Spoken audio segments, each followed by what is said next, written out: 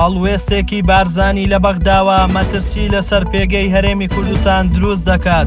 حکوومەتی هەرێم بەبێ یەکلایکردنەوەی چارەنووسی موچەی هێزامنیەکان دابەشکردنی موچەی مانگی شەشی فەرمانبەرانی دەست پێ کرد. وعدەی جێبەجێکردنی بڕیاری هاوتاکردنی موچەی خانەنشینانی هەرێم لەگەڵ بەغدا ئاشکرا دەکرێت. لە کۆبوونەوەکەی دوێنێ ئێوارەی چوارچێوەی هەماهەنگی بە بەشداری مەسعود بارزانی هاوپەیمانێتیەکە لە بەیانی کۆتایی کۆبوونەوەکە ڕایگەیاندووە هەموو لایەنەکانی کۆبوونەوەکە کۆک بوون لەسەر گرنگی کۆتایی هێنانی ئەرکی هاوپەیمانی نێودەوڵەتی لە عێراق و گۆڕینی جۆری پەیوەندیەکە بۆ هاوکاری لەسەر بنەمای ڕێزگرتنی دوولایەنە و بەرژەوەندی هاوبەش. چاودێران پێیان وایە ئەمەش ئاماژەیەکی مەترسیدارە کە پارتی بەناوی کورد لە کۆبوونەوەکە هاوڕا بووە لەسەر گرنگی کۆتاییاتنی ڕۆڵی هاوپەیمانی نێودەوڵەتی لە عێراق و هەرێمی کوردستان کە چاودێران بوونی هاوپەیمانان بە گرنگ دەزانن بۆ کوردستان.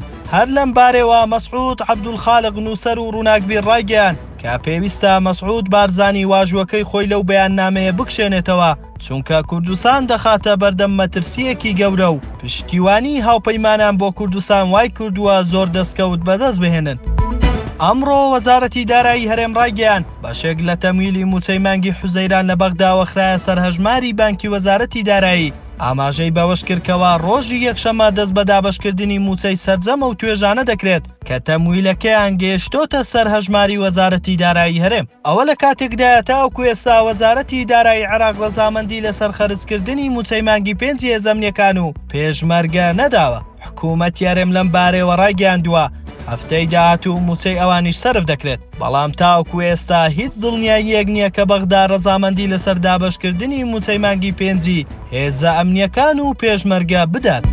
دوای ئەوەی چەند جارێک خانەنشینان خۆپیشاندانی فراوانیان لەبارەی هاوتاکردنی موچەکانیان لەگەڵ خانەنشینانی عێراق ئەنجامدا، دوێنێ حکوومەتی هەرێم لەژێر فشاری خۆپیشاندانەکان و بڕیارەکانی دادگای فیدراڵی چووە ژێرباری بڕیاری هاوتاکردنی موچەکانیان. جێی باسا بۆ ئەم مەبەستە ئەمڕۆ وەزارەتی دارایی داوای لە سەرجەم بەڕێوەبەرایەتیەکان کردووە تا سەرەتای هەفتەی داهاتوو دەبێت سەرجەم بەڕێوەبەرایەتیەکانی خانەنشینی لیستی هاوتاکراوی موچەکانیان ڕەوانەی وەزارەتی دارایی هەرێم بکەن. جێی باسا لەگەڵ جێبەجێکردنی بڕیارەکە کەمترین موچەی خانەنشینانی هەرێم هاوشێوەی خانەنشینانی بەغدا دەبێت بە 500,000 دینار. ستاندەر نیوزمان پێشکەشکردن. شاد و